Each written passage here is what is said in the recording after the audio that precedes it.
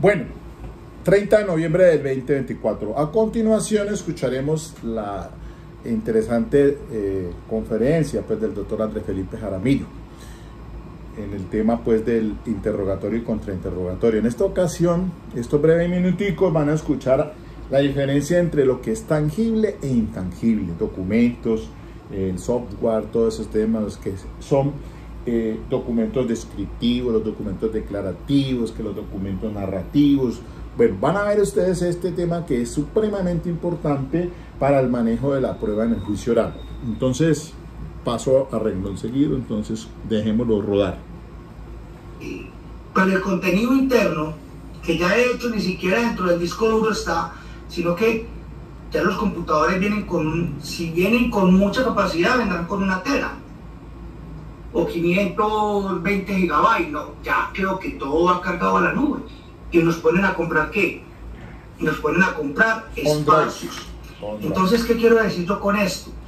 Muy importante y especialmente para el juicio, saber cuándo una evidencia es tangible o intangible, pero no por eso deja de ser un documento. No lo olvidemos. Ahora, el uso y el manejo de los documentos será lo mismo. Exhibirlos, de pronto como lo decía el doctor Miguel ahorita, exhibirlos a través de una pantalla que puede ser relativamente fácil. No, doctor Jonathan, Jesús Rafael Vergara es uno de los organizadores, pero una de las personas que hizo mención el día del Congreso hablaba sobre esa precisión, y es que total razón le asiste, porque cuando nos vamos al artículo 382 de nuestro Código de Procedimiento Penal, y esto en cualquier parte del mundo, cojo usted un código italiano, norteamericano, y bueno, hasta ahora pues, ¿no? Los medios de conocimiento no dejan de ser esos, testimonios, documentos, pericias y experticias técnicas o científicas e inspecciones judiciales. Muy desueltas por demás las últimas, pero la evidencia si es tangible o intangible,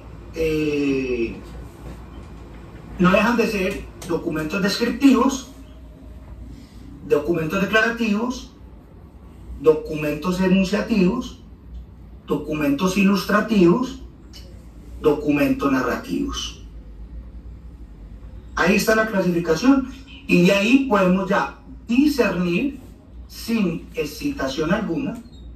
Hombre, cuando un documento en estricto sentido tiene vocación probatoria, o es prueba en estricto sentido, o se puede considerar un documento simplemente declarativo, porque todos son obra de la creación humana. Al fin y al cabo, de manera definitiva e inexorable, todo entra por boca del testigo. Ah, que es que eso es prueba pericial. Y no, ahí está la base de opinión pericial. Por sí misma se explica.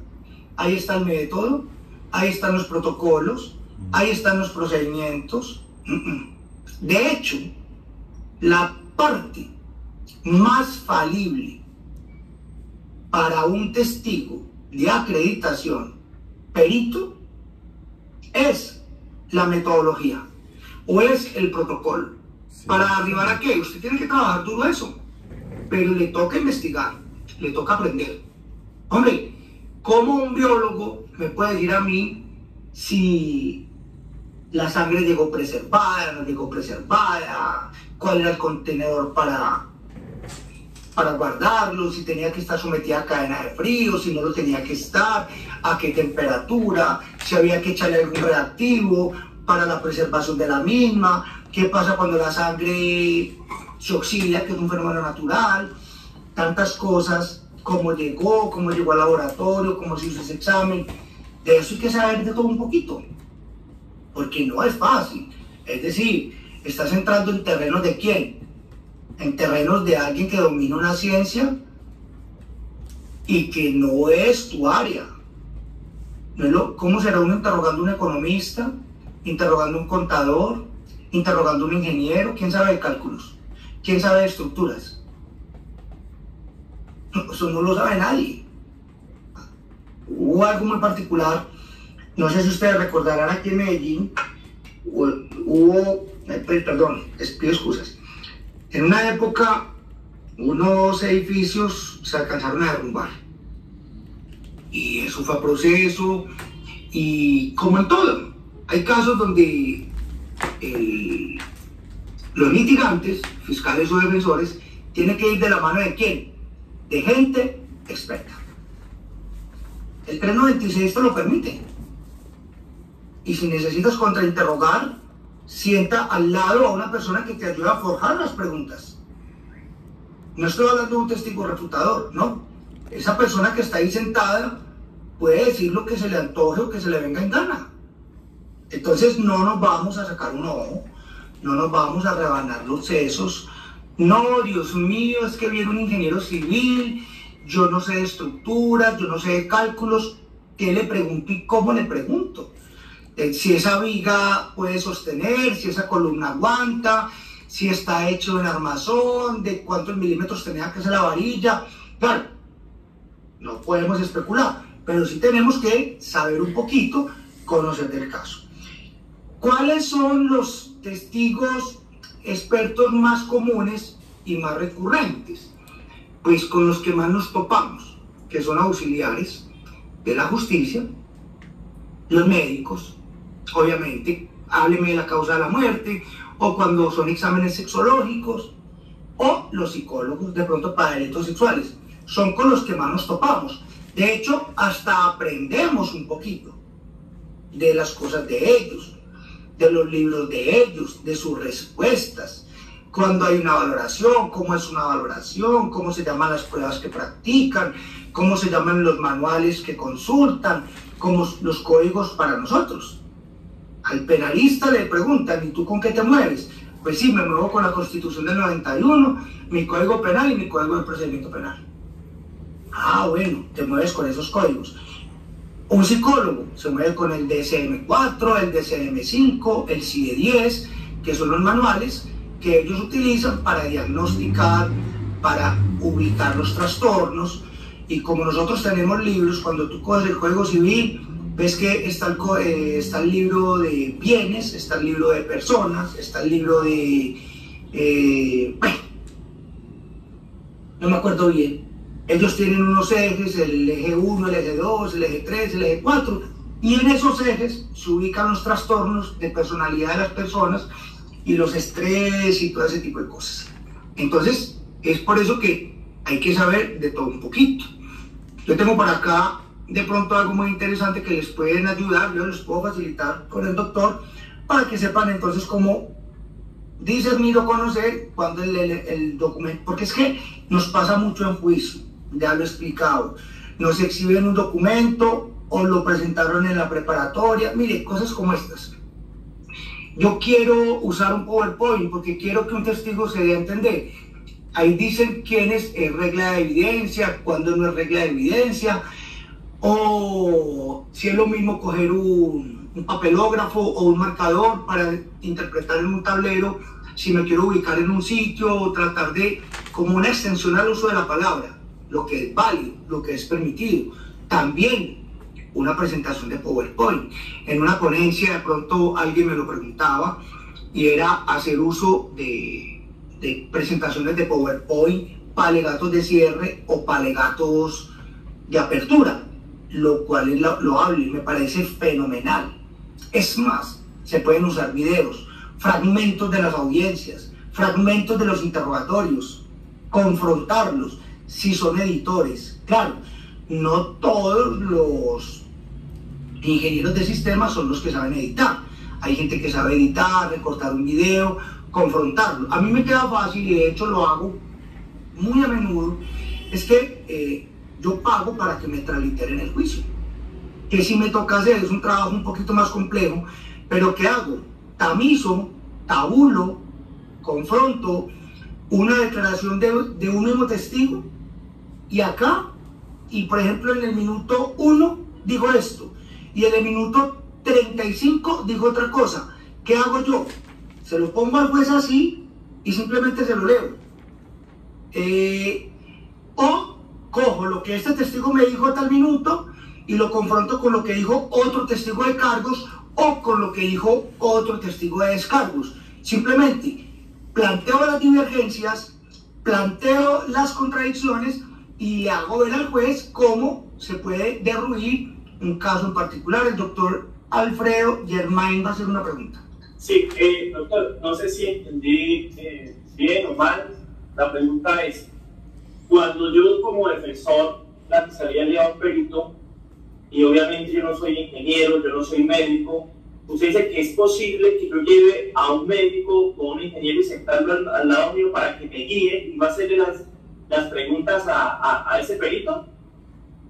Mire, hay una figura que se amplía a lo que son testigos de acreditación conforme al artículo 396.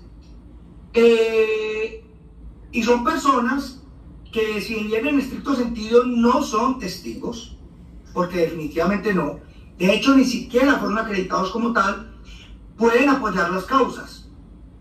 Y quien tiene la especialidad en un conocimiento, vamos a hablar de cualquiera, un médico, un balístico, un psicólogo, entonces jueces autorizan que esa persona que puede integrar el equipo de la bancada de la fiscalía o que integra el equipo de la bancada de la defensa pueda apoyar para hacer los interrogatorios a esas personas que no tienen un conocimiento especializado en cierta área, disciplina o ciencia, técnica o tecnología. Correcto. Un ingeniero de sistemas en delitos informáticos, un delito informático, un hurto por medios informáticos, una transferencia no consentida de activos. Hombre, de sistemas, a lo sumo sabemos prender y apagar un computador, pero esos algoritmos que nos interpreta o trabaja esos algoritmos es una situación compleja. Entonces, esas oportunidades están permitidas conforme a lo que te estoy diciendo. Qué pena, doctor, me dice el artículo para poder apoyarme, porque eso sería genial, ¿no? En las audiencias yo puedo llevar un médico, un ingeniero, estar al lado, que me guíe, yo como defensor, porque el otro va a detectar cuando la persona que yo lleve de apoyo va a detectar cuando el perito diga una mentira. Entonces desde ahí parto yo para confrontarlo. Entonces sería muy bueno. Ahora la pregunta es, ¿se debe solicitar en la audiencia preparatoria o ahí mismo en la audiencia donde digo yo al señor juez, es que traigo una persona de apoyo que es un experto y me va a apoyar en el contrainterrogatorio que lo va a hacer al perito? Gracias. Sí, doctor, no se tiene que mencionar desde la audiencia preparatoria porque, como se lo he dicho, en estricto sentido no es un testigo propiamente dicho. Es una persona que puede integrar el equipo de trabajo y es una persona que te puede apoyar en la formación de las preguntas. Bueno, voy aquí en stand-by allí y paso entonces a dar una explicación de lo que está diciendo el doctor con mi experiencia también. Miren, ahí me llamó mucho la atención el caso pues del hijo del general. El inspector general de la policía es el Rincón.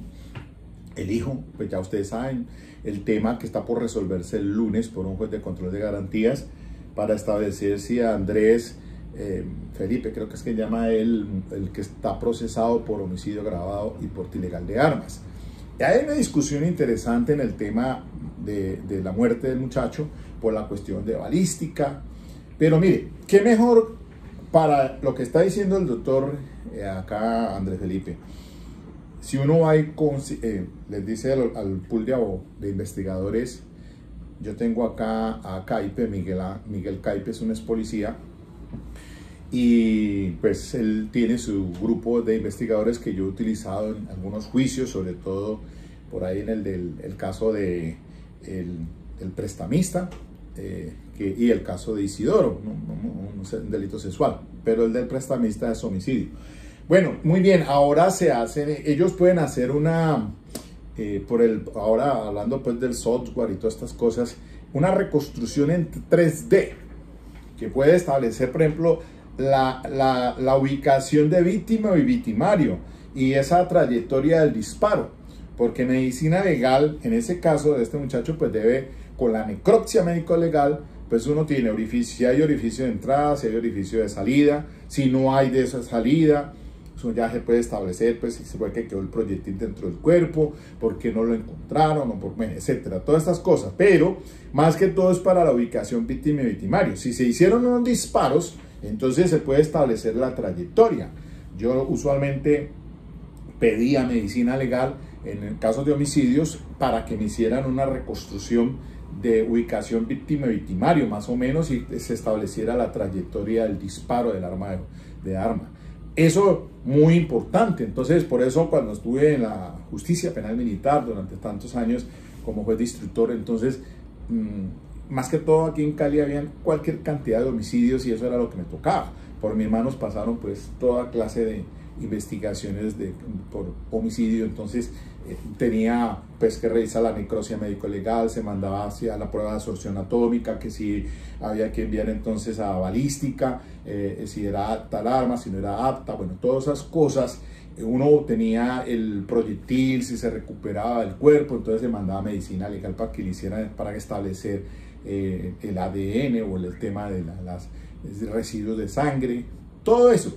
Esas son evidencias muy importantes.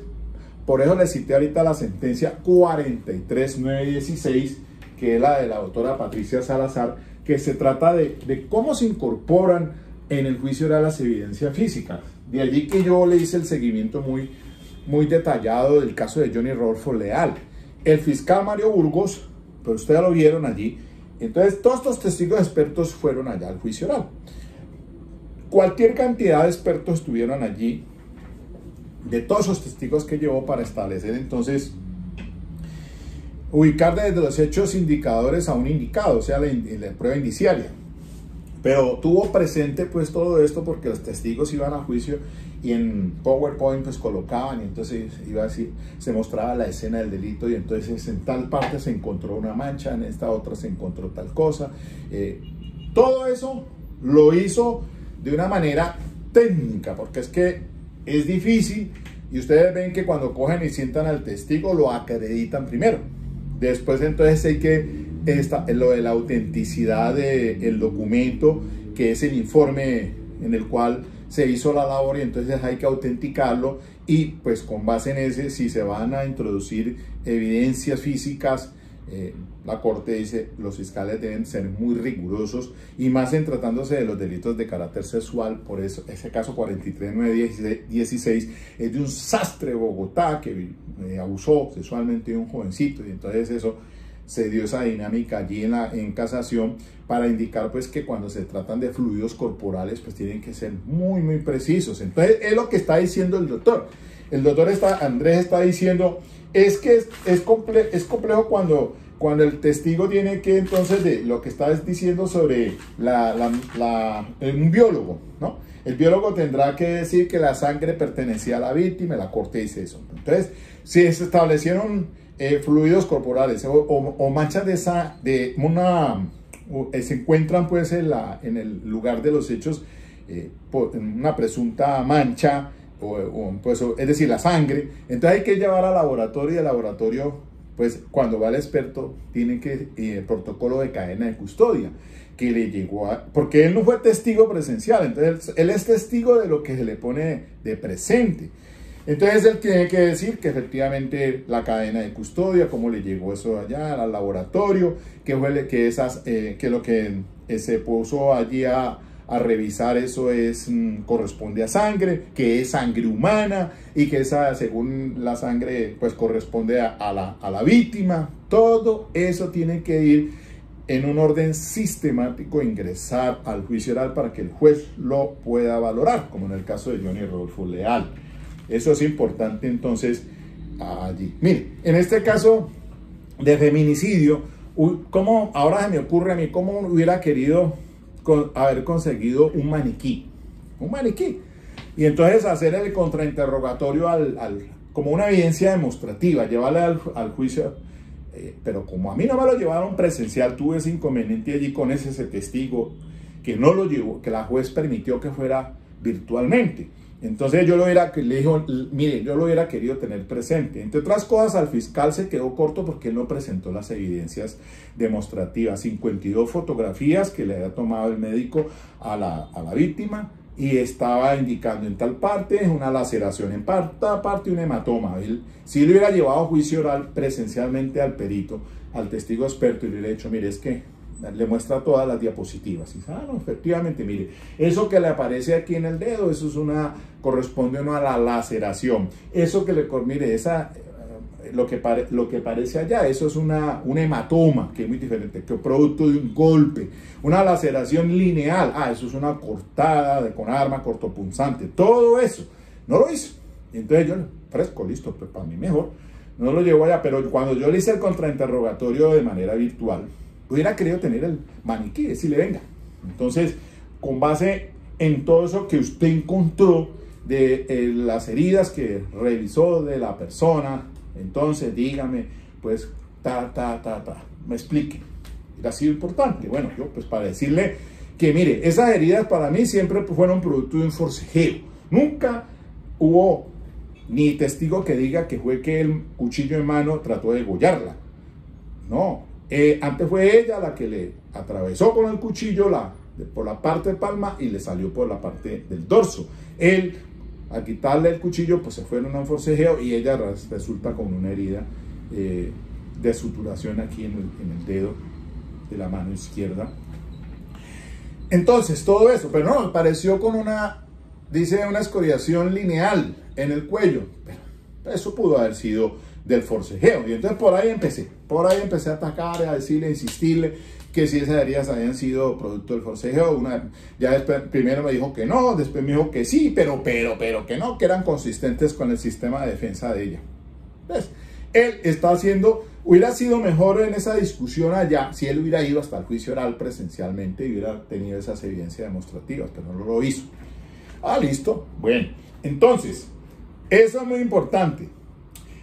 Y transliterar el juicio. Claro, hermano, ese es un camellito duro porque yo ahora que estoy haciendo la apelación, pues me ha tocado meterme a un drive y resulta que esas audiencias ahora, pues uno tiene que escucharlas, pero como aparece allí, afortunadamente va apareciendo la traducción, el resumen, o no resumen, no, o sea, aparece pues gramaticalmente, ¿no? Entonces, lo que va diciendo, que corresponde, incluso hay partes que como que queda, eso de la inteligencia artificial no coge la palabra completa, digámoslo así.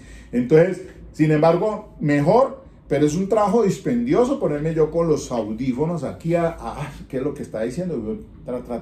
El tal récord, en tal minuto y tal segundo, pues que es un trabajo dispendioso. Y si usted tiene 250 casos como tenía la defensoría, se vuelve loco.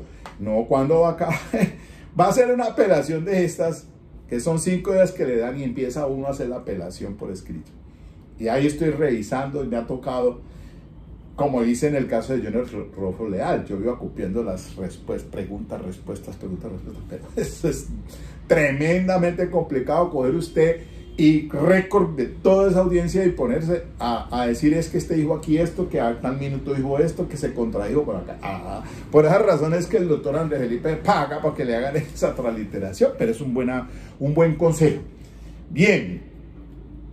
Y también mire lo que dice el 396, finalmente dejo aquí ya esto. El 396 dice del Código de Procedimiento Penal, Ley 906, los testigos serán interrogados separadamente, de tal manera que no pueden escuchar las declaraciones de quienes les preceden. Y esto va para excepción de ¿quién? Del acusado. Incluso el acusado puede estar en todo el juicio y como pasó en este feminicidio, para lo último, venga hermano, le tocó hablar. Y él estuvo en todo el juicio, escuchó. Entonces, esa es la excepción. El acusado puede escuchar todo su juicio y al final puede declarar. Inciso segundo, se exceptúan de lo anterior, además de la víctima y el acusado, cuando decide declarar aquellos testigos o peritos que debido al rol desempeñado en la preparación de la investigación se requiera de su presencia interrumpida en la sala de audiencias, bien sea apoyando a la fiscalía o a la defensa. Y como preguntó el doctor, el doctor ahí que hizo le preguntó que si eso tenía que decretárselo en la preparatoria, pues no, es que ellos no son testigos que le han decretado para que van a declarar, no, son de apoyo, son testigos o peritos que debido al rol desempeñado en la preparación de la investigación se requiera de su presencia ininterrumpida en la sala, bien sea apoyando a la fiscalía o a la defensa. Entonces, ¿qué mejor que llevarme yo un perito? Bueno, listo, hermano. Lo mejor que puede hacer uno es llevarse un perito de esos. Que se trata de un delito sexual, vengan, acompáñenme entonces al juicio oral. Cuando esté el perito de medicina legal, el que hizo el médico legista, o el psicólogo forense, o el psiquiatra, uno a esa vaina uno no se la sabe, por supuesto, porque yo ni soy psiquiatra, ni soy psicólogo, ni nada, pero ellos utilizan los protocolos y que no sé qué, el Michigan y el no sé qué, ahora esos peritos, esos no peritos, no los testigos del CTI, de esos que llevan para cuestión de carácter sexual, esos peritos pues sacan pecho cuando le dicen, no, y el fiscal, ¿cuántas pericias ha realizado? ¿Cuántos informes ha realizado? Mejor no pericia, no hablemos de pericia porque no es pericial. Psicólogo de Caibas, entonces el psicólogo no es un perito, es un psicólogo. Y entonces le hizo la entrevista según el método de Michigan y no sé qué, o cualquiera de esos. Como ahora la testigo que me llevaron allá a juicio es una trabajadora social, es testiga experta, entonces en la materia, porque ella hace el protocolo, ¿qué es el protocolo? Pues para evaluar el riesgo de la víctima en casos de feminicidio, pero eso no es científico, eso no es un estudio pericial. Ella es una testigo experta en ese tema, de hacer entrevistas, y se basa y se apoya en lo que el médico legista le pasa primeramente, primero, para después ella hacer esa evaluación. Entonces ese testigo experto, pero a veces no me va a ayudar a alguien más, entonces venía a acompañarme a juicio, entonces yo no, ¿quién es ese doctor? No, pues de acuerdo al 396 me permiten, porque él me va a mí soplar al oído cuando las respuestas que escucha ya. Entonces ahí la cosa de la dinámica de cómo se haría allí, ¿no? Entonces espérenme un momentico, yo consulto aquí, entonces el otro está atento, no, pues pregúntale tal cosa, esto y esto y esto, dile en el contrainterrogatorio. Difícil, un poco complicado, pues claro que sí sería, ¿no? Pero bueno, bien que lo permite la ley en ese caso. Entonces eso es muy importante allí, esa dinámica. Bueno, ¿qué más? A ver, se me queda fuera del tintero. No son testigos, pero apoyan las causas. Bueno, eso creo que es todo lo de la parte complementaria que quería darles a conocer allí.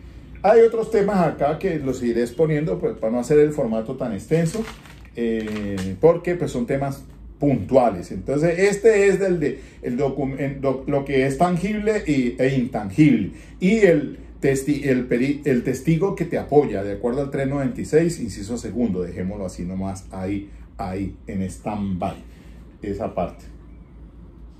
Listo. Bueno, chao.